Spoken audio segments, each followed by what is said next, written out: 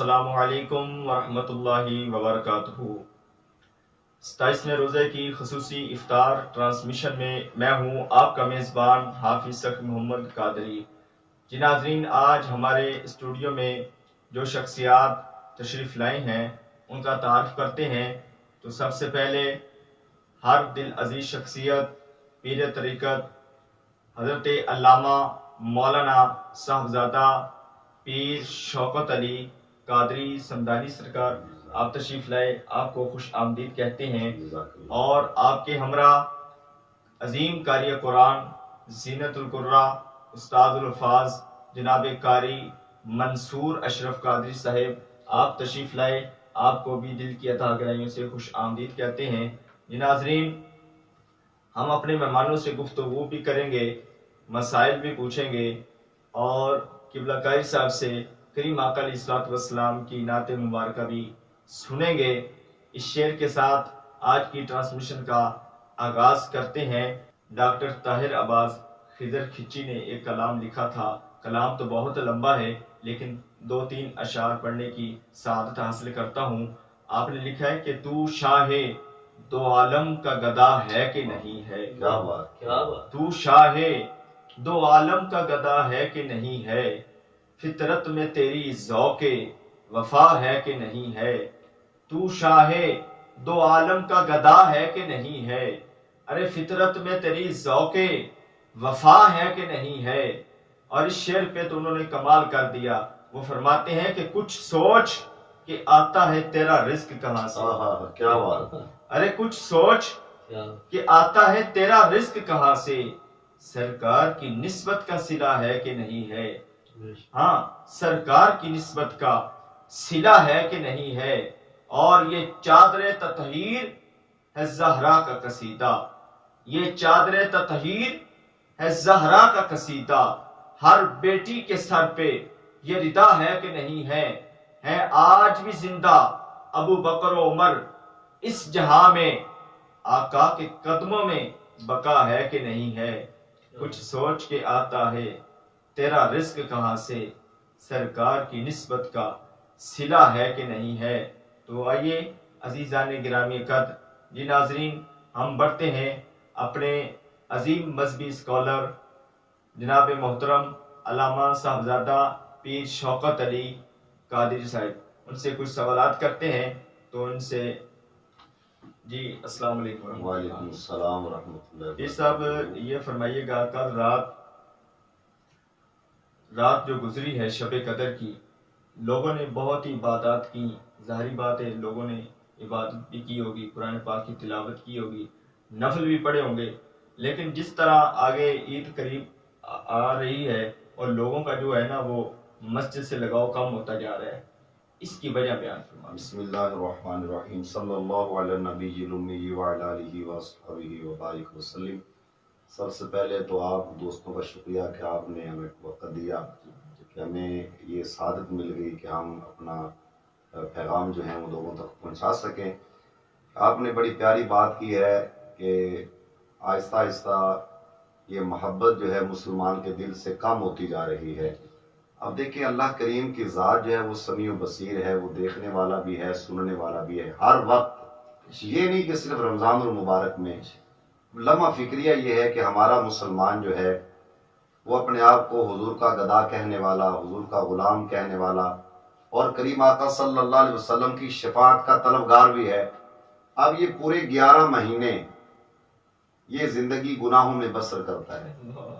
اب دیکھیے جب رمضان المبارک کا مہینہ آتا ہے، اس کے دل کے اندر عبادت کا ذوق شوق پیدا ہو جاتا ہے، یہ بھی بڑی بات ہے۔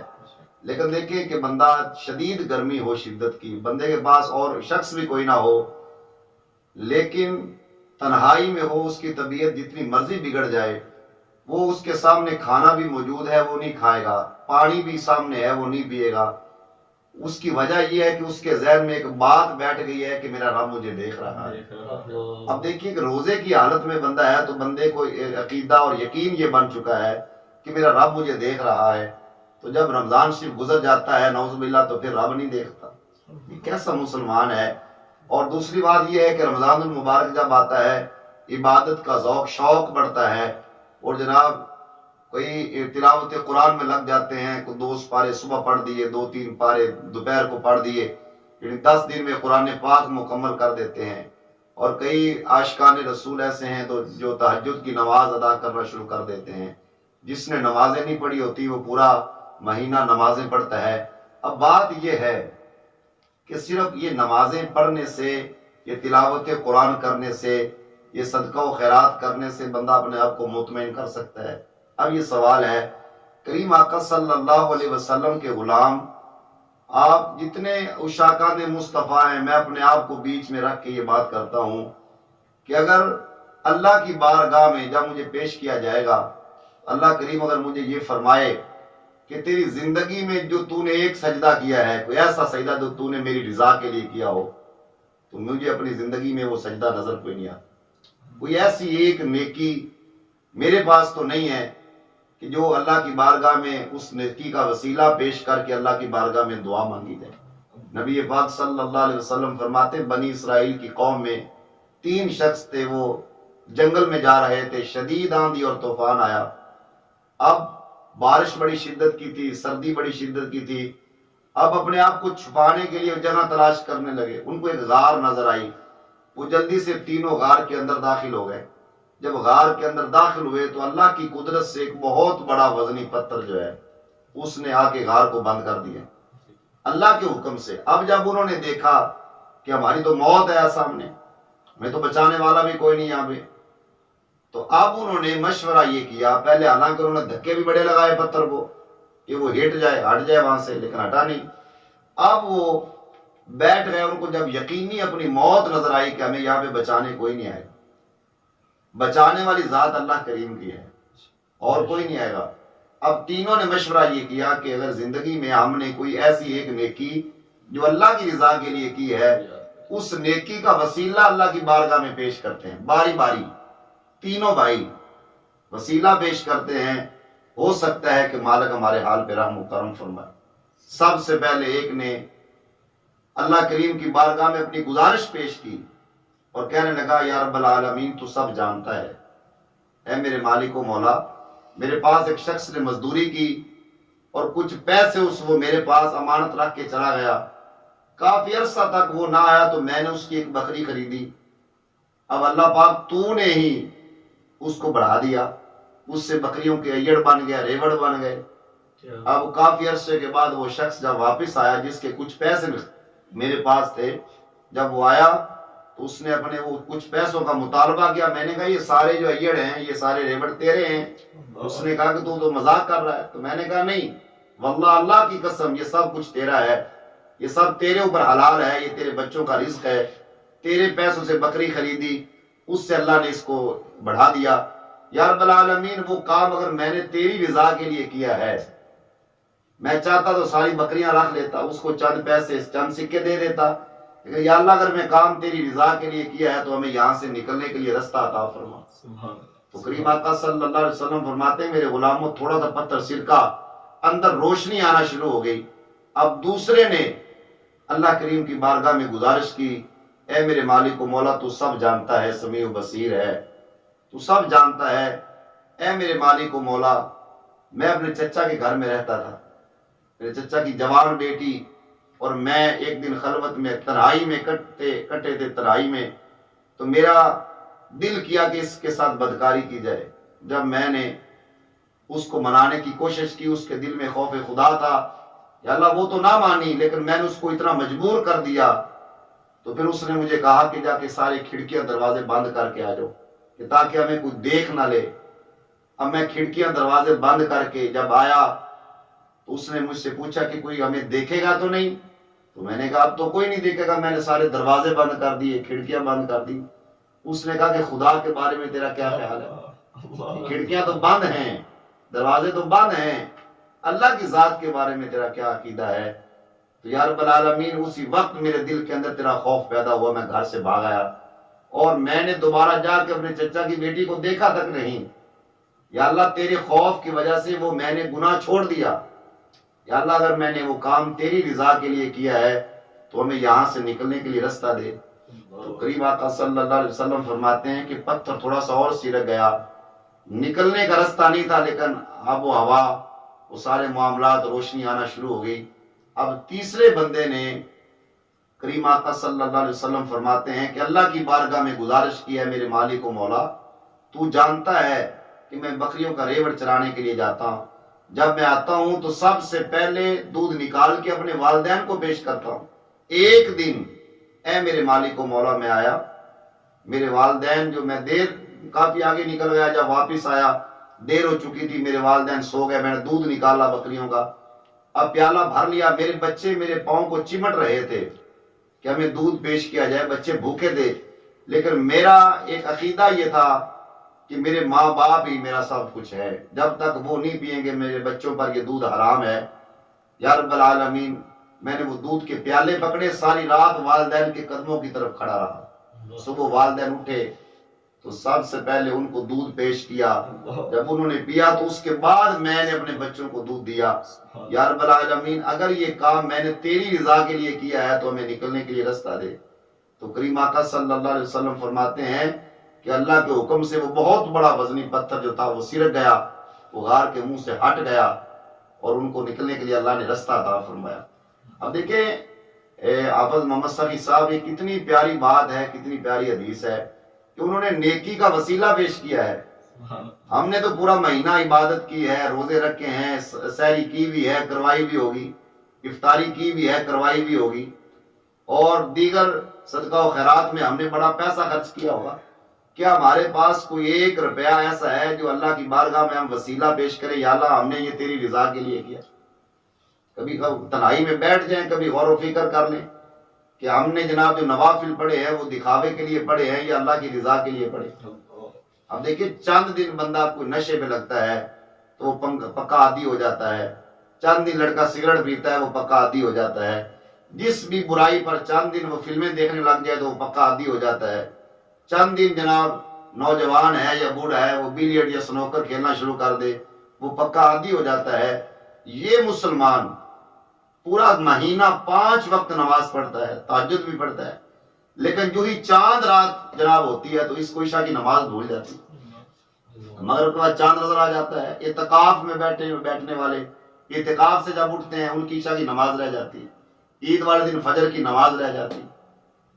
اب دیکھیے لمحہ فکریہ نہیں تو کیا ہے کہ ایک بندہ 5 وقت کی روزانہ نماز پڑھے اور 30 دن لگاتار پڑھے، اور پھر جب چاند نظر آ جائے عید کا تو اسی وقت عشاء کی نماز اس کو بھول جائے۔ اس کی وجہ کیا ہے؟ اگر وہ محبت سے پڑھتا، ذوق شوق سے پڑھتا، اللہ کریم کی محبت اس کے دل میں پیدا ہو جاتی، اللہ اس پہ رحم و کرم فرماتا تو اللہ اس کو قبول فرما لیتا۔ دیکھیں 30 دن اس نے چکر تو لگائے اللہ کے گھر میں، لیکن اپنے آپ کو ویسا نہ کر سکا کہ رب اسے قبول کر لے۔ اسی بات پہ حضرت مجھے وہ واقعہ یاد آ گیا جناب عمر رضی اللہ تعالیٰ عنہ کا، جب ایک شخص نے ایک عورت کو پیغام دیا کہ میں تم سے نکاح کرنا چاہتا ہوں، تو اس عورت نے کہا 40 دن جناب عمر کے پیچھے نماز پڑھ۔ وہ جب اس نے نکاح کا پیغام کہ تو بڑی خوبصورت ہے، میں تیرے سے شادی کرنا چاہتا ہوں، تو اس نوجوان لڑکی نے کہا کہ تو حضرت عمر فاروق رضی اللہ تعالیٰ کے پیچھے تو 40 دن نمازیں پڑھ لے تو میں تیرے سے شادی کر لوں گا۔ اب جناب جب اس نے 40 دن نمازیں پڑھی، اب پہلے تو وہ بندہ جو تھا وہ رستہ لے کھڑا ہوتا تھا رستے میں اس لڑکی کے انتظار میں، اب لڑکی کھڑی ہے کہ 40 دن تو پورے ہو گئے، تو اب جناب وہ نہیں آیا، تو جب اس کا پیچھا کیا تو اس نے کہا کہ اب مجھے تیری حسرت ہی کوئی نہیں رہ گئی۔ جس کو اللہ پاک نے قبول کر لیا ہو اس کے دل میں تو حسرت ہی کوئی نہیں رہ جاتی۔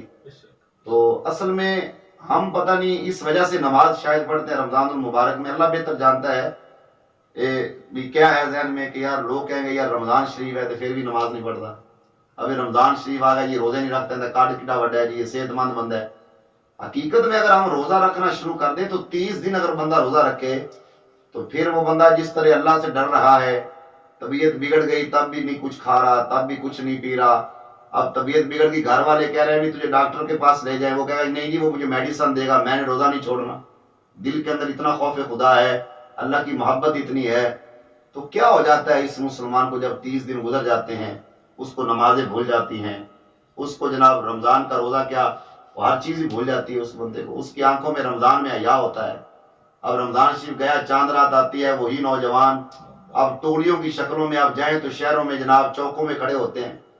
یہ مسلمان ہے اپنے آپ کو. حالانکہ حیا جو ہے یہ نبیوں کی میراث ہے، وراثت ہے. اور کریم آقا صلی اللہ علیہ وسلم نے فرمایا جس میں حیا نہ رہے وہ جو مرضی کرے پھر. اور فرمایا کہ ایک شخص تھا، کریم آقا صلی اللہ علیہ وسلم کی بارگاہ میں ایک نوجوان آیا. اس نے کہا یا رسول اللہ صلی اللہ علیہ وسلم میرا دل کرتا ہے کہ فلاں عورت سے میں بدکاری کرنا چاہتا ہوں. کریم آقا صلی اللہ علیہ وسلم نے فرمایا کیا تو پسند کرتا ہے کہ تیری ماں سے کوئی بدکاری کرے، تیری بہن سے کوئی بدکاری کرے، تیری بیوی سے کوئی بدکاری کرے؟ اس نے کہا یا رسول اللہ نہیں. تو کریم آقا صلی اللہ علیہ وسلم نے فرمایا یہ زنا جو ہے یہ قرض ہے. اتنی دیر تک اس بندے کو موت نہیں آتی زانی کو جب تک وہ اپنی آنکھوں سے اپنی ماں کے ساتھ، اپنی بیٹی کے ساتھ، اپنی بہو کے ساتھ، اپنی بہن کے ساتھ یا بیوی کے ساتھ زنا ہوتا دیکھ نہ لے. اب دیکھیں حدیث سے پاک ہے، دنیا ادھر کی ادھر ہو سکتی ہے، کریم آقا صلی اللہ علیہ وسلم کا فرمان غلط نہیں ہو سکتا. جب عقیدہ اتنا پختہ ہے تو پھر ہم زنا سے باز کیوں نہیں آتے؟ وہی رمضان شریف بڑے جناب بڑا متقی ہے، بڑا پرہیزگار ہے، بڑا نوافل پڑھنے والا ہے جناب، آنکھیں جھکی ہیں. اب جناب ماں باپ سے بھی بڑی محبت سے بات کر رہا ہے. اب چاند نظر آ گیا، وہی جناب دوستوں میں پڑ گیا، اور جناب وہی رات کو جناب اللہ تعالیٰ معاف فرمائے معاذ اللہ وہ بازار جو ہے جس کے بارے میں حدیث پاک ہے کریم آقا صلی اللہ علیہ وسلم نے فرمایا یہ بازار جو یہ تو شیطان کا گھر ہے. اب ہمیں چاہیے تو یہ تھا کہ ہم وہ رات بھی عبادت میں گزارتے، وہ رات بھی عبادت میں گزارتے، اور صبح عید پڑھتے اللہ کے گھر میں جناب، فجر پڑھتے، پھر عید کی تیاری کرتے، پھر زور کی نماز. اب دیکھیں عید کے ٹائم کتنے لوگ ہوں جائیں، عید کی نماز فرض تھوڑی، یہ تو واجب نماز ہے. اس کے لیے جناب پورا محلہ، تو مسجد کی جناب صفیں کم پڑ جاتی ہیں، مسجد کی جگہ کم پڑ جاتی ہے. اب سڑکوں پہ صفیں بچھا کے کھڑے ہیں، بارش آ رہی ہوتی ہے تو کھڑے ہیں. اب وہی مسلمان جب زور کی نماز آتی ہے وہاں پہ نظر ہی کوئی نہیں آتا مسجد. یہ لمحہ فکری ہے کہ مسجد تو بنا لی شب بھر میں، ایمان کی حرارت والوں نے، من اپنا پرانا پاپی تھا برسوں میں نمازی بن نہ سکا. مسجد میں نے دیکھی ہے قبلہ جس کے بارے میں یہ شعر علامہ صاحب نے لکھا تھا. اور ایک مجھے وہ جملہ یاد آ گیا، ایک ہمارے مقرر ہیں انہوں نے بہت ہی خوبصورت جملہ کہا ہے. انہوں نے کہا کہ لوگ ڈاکٹر جو کہتا ہے نا، ڈاکٹر کے کہنے سے حلال چھوڑ دیتے ہیں لیکن اللہ کے خوف سے حرام نہیں چھوڑتے. دیکھیں یہ اللہ کے اب حلال چیزیں ہم نے چھوڑی ہوئی ہیں، رمضان کی حالت، روزے کی حالت میں حلال چیزیں ہم نے چھوڑی ہوئی ہیں. لیکن یہی رمضان شریف جب گزر جائے گا تو پھر ہم حرام چیزیں، اللہ نے اللہ کی شراب ہم پہ حرام قرار دی ہے. اور سود جو ہے اس کے بارے میں تو بڑی وعید ہے. کریم آقا صلی اللہ علیہ وسلم نے فرمایا اس کا سب سے کم عذاب یہ ہے کہ بندہ 70 مرتبہ اپنی سگی ماں سے زنا کرے. اب یہ حرام ہے، یہ ہر بندہ جو ہے اللہ تعالیٰ معاف فرمائے. اللہ کریم ہمارے حال پہ رحم و کرم فرمائے.